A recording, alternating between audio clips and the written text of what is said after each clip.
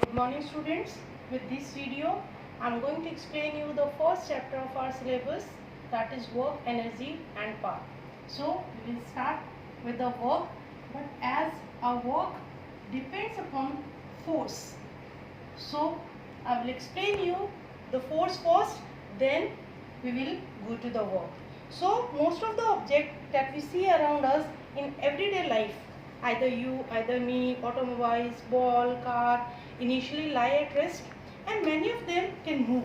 It means they must start up and they must slow down. For example, if a ball is lying over here, it is at rest position. Rest position means to say, what's its initial velocity? It is 0, but it can start to move, and when the ball is in motion, it must have a definite velocity, right? That means when the ball is moving from rest to a definite velocity, it is what? Acceleration, right? Another thing, if the ball is in motion and it can be come to rest position, right? And this is what? Your deceleration. So what is acceleration and deceleration? Acceleration means to say the rate of change of velocity when the velocity changes from lower to higher. That means initial velocity will be lower and the final velocity will be higher. That is acceleration. Just like a car is moving with a velocity of 20 meters per second. When the acceleration is given, the velocity becomes 40 meters per second, then 50 meters per second. So over here, initial velocity is 20, then it is coming to 40, then it is coming to 50. Over here the velocity is increasing, hence it is what? Your acceleration. And the opposite will be the deceleration, means to say when the final velocity is lesser than that of initial velocity. For example, a car is moving with 40 meters per second, then the velocity becomes 30 meters per second, and then velocity becomes 20 meters per second, and then to 0. What is coming over here? The velocity is higher over here and the velocity is decreasing and then coming to rest. This is what? Deceleration. So and deceleration both are the rate of change of velocities, but thing is that how the velocity is changing. Either it is decreasing or either it is increasing. In this case, the velocity increases. In deceleration, the velocity decreases. Now, the question arises, why does their velocity change? Why do some objects move faster than the other, and why the object is accelerating or decelerating? That means, so what is the answer of all these questions? Why does the velocity is getting changed? Why it is higher or lesser, right? So answer is what? The force. So force is what? It is push or pull. But is it enough to define the force? That force is only the push or pull? Just what does a force can do? Suppose if I say squeeze a balloon, then with the squeezing of balloon, what is happening? The shape of the balloon is getting changed. That means a force can change the shape of the object. Now if I am having a rubber band and now if I am stretching it, see what is happening? Now the size is this, but when I am stretching it, what is happening? The size is getting changed. That means with the help of force we can change the size. Now if I say a ball is lying on the surface and now a force is being applied over here, then what will happen?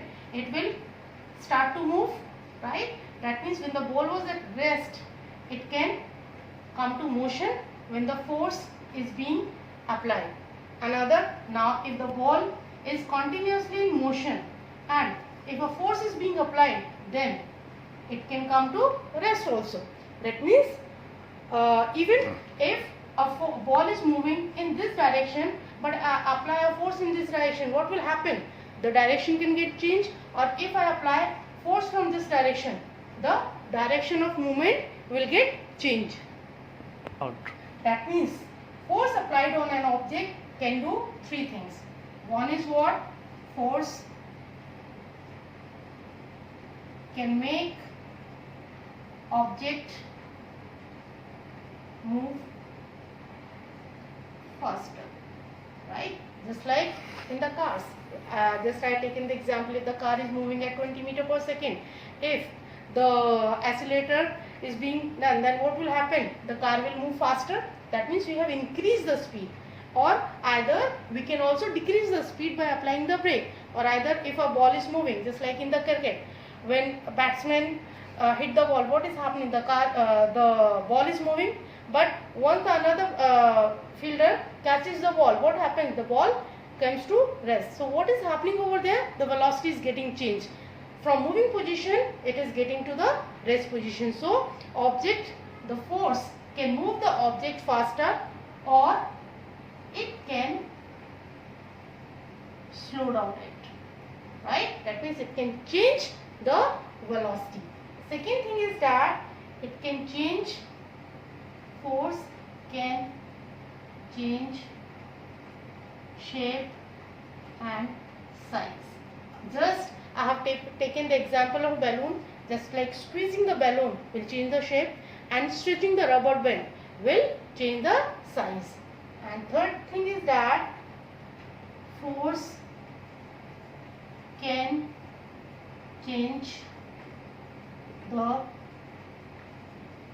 direction of motion, right?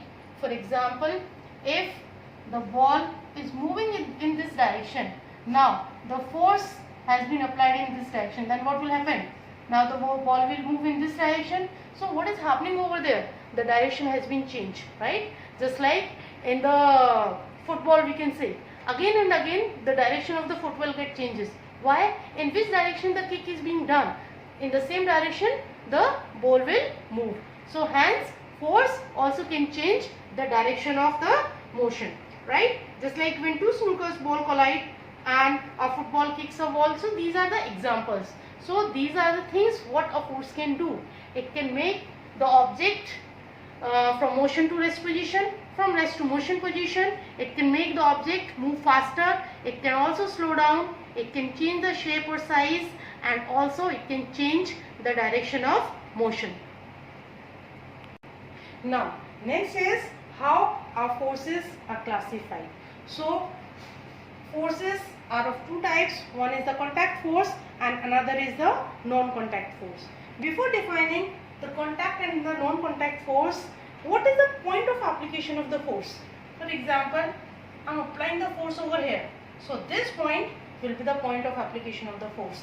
If the force is being applied over here, this will be the point of application of the force, right? So now force, two types of the forces are there. One is contact force, another is non-contact force. So what are the contact force?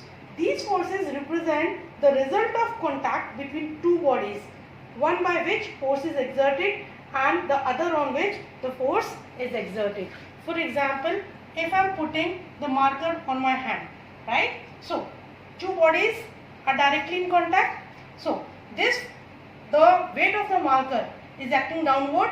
That means this is exerting the force on my palm, and this on the palm the force is being exerted, and this is called the contact force. That means when two bodies are directly in contact, and in that condition whatever the force is acting over there, that is called your contact forces. For example, further your contact force can be classified as friction force. What are the friction force? Friction force means to say when two bodies are slide over each other, and whatever be the resultant force acting in between in the opposite direction. Just like if the marker is sliding or rolling on my palm, then what will happen? A resultant force, a opposite force will act from the palm, that will retard the motion of this, and that is called the friction force. That means the friction force always opposes the motion. It will always opposes the motion, right? That means it will decrease the speed. More the friction, less will be the speed. That's why if a smooth surface is there, then friction will be less or high. friction will be less. But if a rough surface is there, then friction will be high. That's why if you are moving in the fields or a rough surface, then your velocity automatically get decreased, because in that case the friction is high. But if you are moving on the plain surface, just like if I said the highways, so on that case friction becomes less. So your depending upon the friction, your velocity will be less or high. Over there, next force is what? Your normal reaction force. Normal reaction force is also the contact force. What is normal reaction force?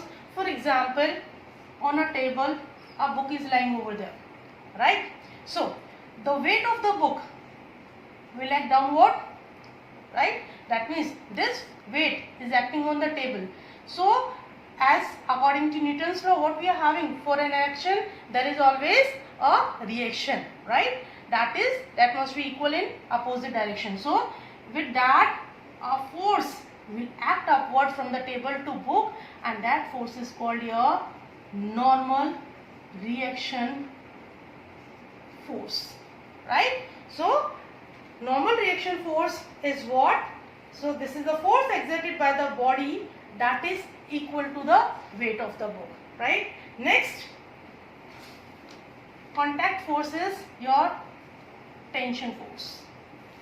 What is tension force? When a body is suspended from a string, if a body is suspended from a string vertically downward due to its weight, then what will happen? Its weight will act downward. Then as a reaction force, the string pull the body upward. In this string, what will be there? It will be the tension force. This is also the contact force, because both the bodies are in direct contact, right? So your contact forces are what? The friction force, normal reaction force, tension force, and one force is also there, the force due to collision. For example, one ball, another ball. Both are moving. One is in this direction, another is in this direction. Then what will happen? Collision will be there, and due to collision, what will happen? A ball will apply the force on B, and B ball will apply the force on A, and hence as the force is being applied, what will happen? The direction of motion will get changed. So after collision, this ball will move in this direction and this ball will move in this direction. This is what? This is the force due to the collision. So, and next is force due to the spring. Spring, have you seen the springs? In springs, what happened if a body is being hanged with the spring? Then what will happen?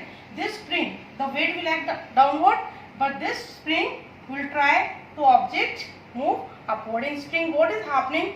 The compression and then extension might be there. So stretching and the compression might be there in the spring. So these are all the contact forces, your friction force, your normal reaction force, tension force, collision force, and force due to the spring. Next comes to a non-contact force. For the non-contact forces can be classified as a gravitational force, electrostatic force, and magnetic force. So what is gravitational force? It is a non-contact force and comes into play being physically in the contact. That means all these forces, either gravitational, either electrostatic, either magnetic force, these are the non-contact, means to say the bodies are not in directly contact. Just like if I am seeing this marker, if I am leaving the marker, where it will come? It will come downward. Why it is coming downward? Due to the gravitational pull. So if I am throwing it, then what is coming again and again? It is coming down. This is due to the gravitational force. That means the force due to the gravitation of the earth is called your gravitational force. Next is your electrostatic force. So electrostatic force is what? It is the force between two charged bodies when these are placed at a separation. For example, if I say negatively charged and negative charge is there, then what will happen? They will attract or they will repel. So they will repel each other. So this is what? Electrostatic. Again, if the positive and negative charge is being put together at the same distance, then what will happen? They will attract each other, right? So this is what electrostatic force. Same in case of magnetic force. If two magnets I am putting, then what will happen? Now north and south poles are there. Then what will happen? They will repel each other or they will attract each other? They will attract, because we know that the same poles repel each other and the opposite poles attract each other. And similarly, if I put south and south, then what will happen? They will repel each other. So what is that? They are not in direct contact. Then why are they repelling each other, or why these are attracting each other? This is due to the magnetic force that is being applied over here. That means non-contact forces are the forces when two bodies are not in directly contact, but still they are having a force in between them, a force of attraction or repulsion in between them, right? So in last, how we can define the force? Force is the push or pull which produces or tends to produce motion, stops or tends to stop motion. We can also define force in other way, that force is that physical quantity which changes or tends to change a body's state of rest or the uniform motion in a straight line. This is how we will define the force. And how will you calculate force mathematically? Force is what? It is mass into acceleration, right? That means the force depends upon the mass and the acceleration. Depending upon the mass, the acceleration will be there if the force is being applied, right? That means if force is being applied on a particular object, the acceleration depends either the body is heavier or either the body is lighter, right? So if I come to the unit of force, SI unit of force is what? Newton. And the symbol is N, capital N. SI unit of mass is what? Kilogram. SI unit of acceleration is what? Meter per second square. So how will you define 1 Newton? That 1 Newton is the force which when acts on a body of mass 1 kilogram and produces an acceleration of meter per second square. That means we can write that 1 Newton is equal to what? It is 1 kg into 1 meter per second square. This is your. Now in the CGS system, the unit of force is what? Unit of force is dyne, right? In MKS system it is Newton, and in CGS system it is dyne. And 1 dyne is equal to 1 gram into 1 centimeter square. That means how will you define a dyne, or how will you define the CGS unit? 1 dyne is the force which when acts on a body of mass 1 gram produces an acceleration of 1 centimeter per second square. Next comes the relationship between MKS and CGS unit of force, or you can say Newton and dyne. What is the relation? So how will you calculate? 1 Newton is equal to what? 1 kilogram into 1 meter per second square. So if I convert it into the CGS system, 1 kilogram is equal to what? 1000 gram, and 1 meter per second, 1 meter is equal to what? 100 centimeter. So can I write centimeter per second square? So what it will become? It will become 10 power 5 gram centimeter per second square, right? Right? This is what? This is 1 Newton. So this is what? Gram per centimeter square is what? It is dyne. So what you can write? 1 Newton is equal to 10 power 5 dyne.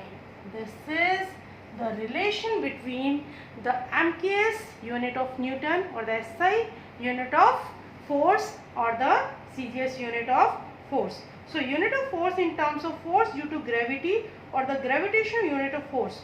How will you write? It is kgf. And 1 kgf is what? It is force due to gravity. Force due to gravity means to say what? It is again kilogram, 1 kilogram mass into what? It is, now over here gravity is there, so acceleration will be of acceleration due to gravity. So it will become how much? It will become 9.8 Newton, right? So 1 kgf is how much? 9.8 Newton. This is what? This is the gravitational unit of force. So with that we have completed the force, that what is force, the types of the force, what a force can do, what is the SI unit of force, its CGS unit, the relation between MKS and CGS unit, and in last we have calculated the gravitational unit of force, right? So with further, depending upon that, we are going to calculate the movement. So in next video I will explain you what is the movement.